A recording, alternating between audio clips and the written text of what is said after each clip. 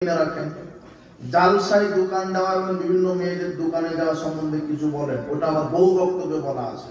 আমি ওখানে ঢোকার সম্বন্ধে যুবকেরা বলেছে যে আমরা খুব চেষ্টা করেছি, তারা জোর করে দূরে করেছে। তবে এটা একটা জাহেলিয়াত, এখান থেকে আমাদেরকে বিরত থাকতে হবে। তাদের ব্যবসার মাধ্যমে আল্লাহ হাট বাজার তৈরি করেছে। যার সাথে শুধু হুজুর আসবে কোরআন সুন্নাহ থেকে বক্তব্য দেওয়ার জন্য, আর শ্রোতা আসবে শুধু শোনা এবং মানার জন্য।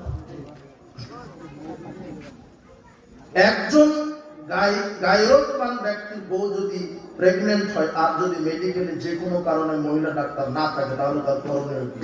করণীয় পুরুষ ডাক্তারের কাছে আশ্রয় নিয়ে স্বীকার করবে। যদি মহিলাই না থাকে তবে তাকে প্রাণপণে লড়ে যেতে হবে। কোন ডাক্তার? মহিলা ডাক্তার। নাই দুনিয়াতে বা কোনো ব্যবস্থায় হয়নি, সেক্ষেত্রে কোন ডাক্তার?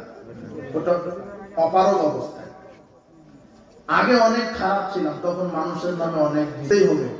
যাদের যাদের মনে আছে যে অমুকের বিপদ করবে না, তাদের কাছে যাও, গিয়ে ক্ষমা চাও। যদি মনে করো যে গেলে বিপদ বেশি হবে, তাহলে তার জন্য ক্ষমা আল্লাহর কাছে প্রার্থনা করো। যে মারা গেছে তার জন্য ক্ষমা আল্লাহর কাছে প্রার্থনা করো।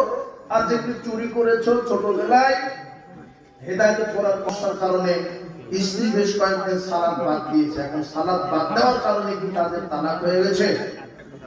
আচ্ছা আচ্ছা, না, সালাত রাগের মাথায় যদি তালাক ত্যাগ করে, সেই ইচ্ছাকৃত ভাবে সজ্ঞানে স্বেচ্ছায় একেবারেই করে না, মাঝে মাঝে করে, তো রাগের কারণে এটা কাবিরা গুনাহ হয়েছে। স্ত্রী তালাক হয়নি, তার ঈমান আল্লাহর প্রতি বিশ্বাস ছিল, সে একেবারে অলসতা অবহেলা শয়তানের গুনাহ হয়েছে, সালাতে আদায় করে না, সেক্ষেত্রে সে কাফের। এই কাফের হয়নি, পরবর্তীতে তওবা করে সালাত আদায় করবে, সব ঠিক হয়ে যাবে। আমরা সালাফে আলেমদের কাছে শুনেছি সালাত বাদ দিলে নাকি অটো তালাক হয়ে যায়। ওটা যে একদমই যে পড়ে, আর যে মাঝে মাঝে পড়ে শয়তানি বদমাশি করে, আল্লাহর প্রতি বিশ্বাস নেই, ভয় আছে, শয়তানি প্রয়োজনায় বাদ দেয় এক ওয়াক্ত, সপ্তাহে একদিন এক ওয়াক্ত বাদ দেয়, কিন্তু পড়ে, এই অটো তালাক হয় না। যে একদমই পড়ে না, ও মুসলমানই মানে মুশরিক, ও মারা গেলেও জানাজা হবে না, কাফন হবে না। যদি তালাক হয় তাহলে তাদের এখন করণীয় কি? রাতের সালাত সরবে না নীরবে পড়বো? দুটাই জায়েজ। সরবে পড়তে পারে, নীরবে পড়তে পারে। সালাতুল হাজত, যেমন সালাতুল হাজত, যে কোনো সালাত, রাতের সালাত হোক, আপনি নীরবেও পড়তে পারবেন, সরবেও পড়তে পারবেন।